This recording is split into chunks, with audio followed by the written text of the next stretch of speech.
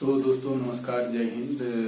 मैं सूरज सिंह और आज से हमारा एक स्पेशल सीरीज शुरू करने जा रहा हूं जिसमें स्पेक्ट्रम आधुनिक भारत के इतिहास स्पेक्ट्रम को जितने भी सारांश हैं मॉडर्न इंडिया के उसको एक जगह करने का प्रयास करूंगा मैं। और इस वीडियो में हम आधुनिक भारत के इतिहास के स्रोतों को देखने का प्रयास करेंगे कि आधुनिक भारत के स्रोत किस कौन कौन से हैं। तो राजकीय अभिलेख हैं जो आधुनिक भारत के स्रोत के रूप में, ये सारे महत्वपूर्ण बिंदु हैं जो आधुनिक भारत के स्रोत के रूप में एक महत्वपूर्ण भूमिका निभाते हैं।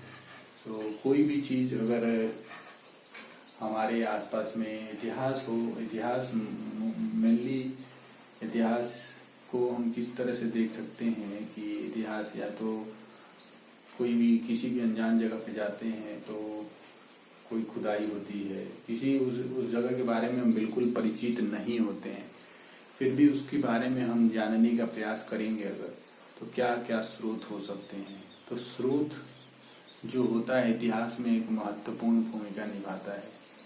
तो किसी जगह पे गए आप, उस जगह से अनजान है, तो जो भी वस्तुएं चीजें वहां पर मिलेंगी आपको, उससे हम अनुमान लगाते हैं। तो ये एक माध्यम होता है, तो या मौखिक माध्यम होता है, लिखित माध्यम होता है। तमाम जो चीजें हैं वो एक इतिहास को जानने का, समझने का एक महत्वपूर्ण भूमिका निभाती हैं।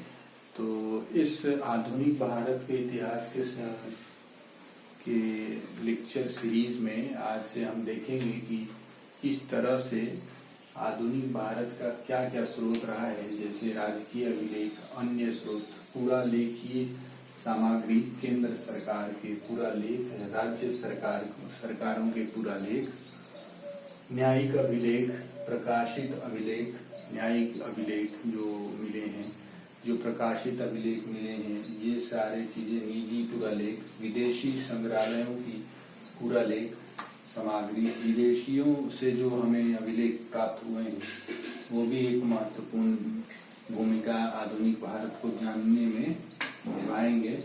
जीवनी साहित्यों से, संस्मरण एवं यात्रा वृत्तांतों से,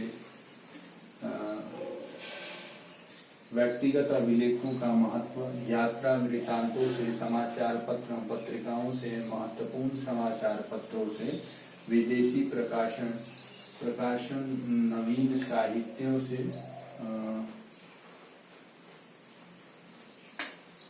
समाचार पत्र का महत्व, मौखिक प्रमाण, सृजनात्मक साहित्य, नवीन साहित्य केंद्रों का विकास, नवीन साहित्य केंद्रों का विकास, स्रोत के रूप में उपन्यास,